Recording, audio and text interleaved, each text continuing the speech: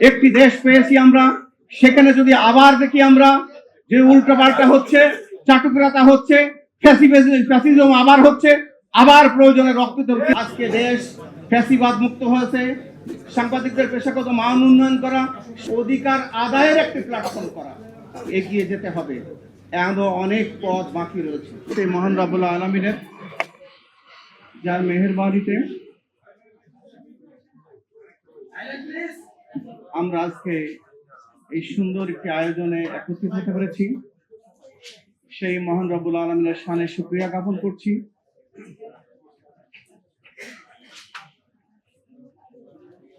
শুকরিয়া জ্ঞাপন করছি সেই মহান রব্বুল আলামিনের, যিনি আমাদেরকে সুস্থ শরীরে এখানে একত্রিত হওয়ার তৌফিক দান করেছেন। আমি শ্রদ্ধাভরে স্মরণ করছি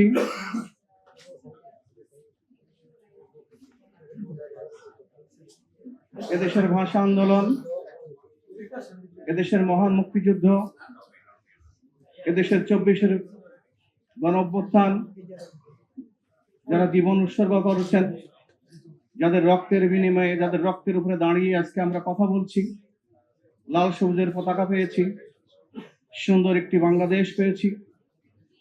আল্লাহ তাআলা তাদেরকে কবুল করুন। আমি শ্রদ্ধাভরে স্মরণ করছি যে সংগঠনের আয়োজনে আজকে আমরা এখানে দাঁড়িয়েছি, সেই সংগঠনের প্রাণ পুরুষ,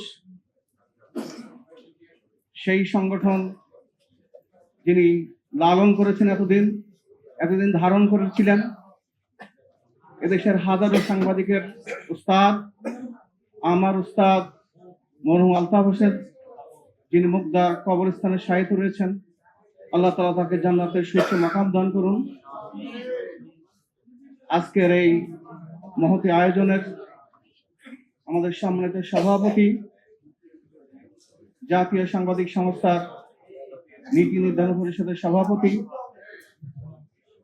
আমাদের সম্মুখে উপস্থিত রয়েছেন আমাদের এই সংগঠনের সেই প্রাণ পুরুষ, সেই প্রতিষ্ঠাতা মরহুম আলতাফ হোসেনের সহধর্মিণী, আমাদের এই সংগঠনের সভাপতি আসিয়া আক্তার, যার অনুপ্রেরণা, যার উৎসাহ, যার উদ্দীপনা, যার দোয়া নিয়ে আমরা এই সংগঠনকে এগিয়ে নিয়ে যাচ্ছি, যিনি আমাদের সম্মুখে বসা রয়েছেন। আমাদের মাঝে আমাদের সম্মানিত প্রধান মেহমান সময়ের স্বল্পতার কারণে বিদায় নিয়েছেন। আমাদের মাঝে আরো মেহমান বিন্দু রয়েছেন, আমি সময় স্বল্পতার কারণে সকলের পরিচয় একে একে বলতে পারছি না। তার মধ্যেও আমাদের আজকের যিনি রেড ক্রিসেন্টের সম্মানিত চেয়ারম্যান, যিনি আমাদের দেশে মানব সেবার জন্য কাজ করছেন, আমাদের মাঝে সময় দিয়েছেন, যথেষ্ট সময় দিয়েছেন। সর্বপ্রথম উনি এসেছেন এবং শেষ অবধি এখন বসে রয়েছেন। আর একজনের কথা আমি বলবো, সামসিয়ারা যাবেন, তিনি আমাদের আবেগের জায়গা, আমাদের একজন সাংবাদিকের মা, আমাদের মা।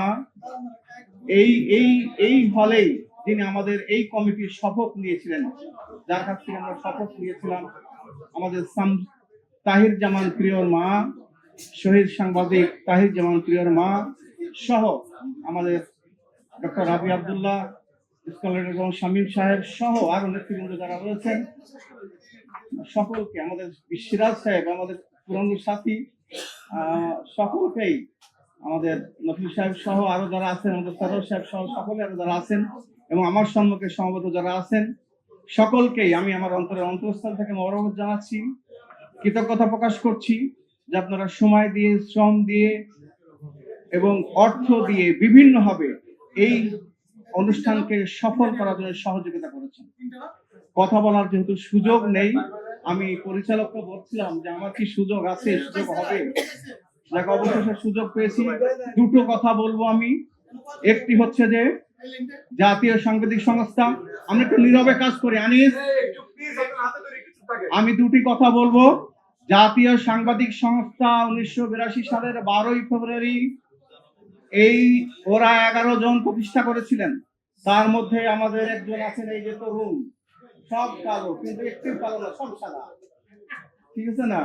এই আমাদের মোল্লা ভাই সহ, শাহজাহান মোল্লা ভাই সহ আলতাফ ছাত্র বিদায় নিয়েছেন। সেই 82-র 12ই ফেব্রুয়ারি প্রতিষ্ঠা করেছিলেন। সেই সংগঠন হাঁটি হাঁটি পা পা করে আজকে এই পর্যায়ে এসেছে। যে পর্যন্ত আমরা এগিয়ে এসেছি, আরো অনেক দূর এগিয়ে যেতে হবে, আরো অনেক পথ বাকি রয়েছে। এই সংগঠন প্রতিষ্ঠা হয়েছিল শহর এবং গ্রামের সাংবাদিকদেরকে একটি প্ল্যাটফর্মে সমবেত করে, এখনো কথা হচ্ছে, একটি প্ল্যাটফর্মে সমবেত করে সাংবাদিকদেরকে সংঘবদ্ধ করে, সাংবাদিকদেরকে একটি প্ল্যাটফর্মে সংঘবদ্ধ করে সাংবাদিকদেরকে অধিকার আদায়ের একটি প্ল্যাটফর্ম করা। সেই অধিকার আদায়ের জায়গায় কতটুকু যেতে পেরেছি আপনাদের কাছে প্রশ্ন। এই সাংবাদিক সংগঠনের সাংবাদিক সংস্থার সহযোদ্ধাদের কাছে প্রশ্ন, যদি কতটুকু যেতে পেরেছি না পেরেছি সেই ঘাটতিটুকু পূরণ করার দায়িত্ব আমার আপনাদের সকলের। দ্বিতীয় বিষয় ছিল পেশাগত মান উন্নয়নের জন্য প্রশিক্ষণ। সে পেশাগত মানের জায়গায় আমরা কতটুকু যেতে পেরেছি, আমাদের দেশ সমাজ পরিবর্তনের জন্য সমাজের দর্পণ হচ্ছে সাংবাদিকরা, সেই দর্পণের ভূমিকায় কতটুকু ভূমিকা রাখতে পারছি আমরা, সেই প্রশ্ন আপনাদের কাছে আমার। দ্বিতীয়ত বিষয় ছিল যে সাংবাদিকদের কল্যাণের জন্য সাংবাদিক সংস্থা কাজ করে।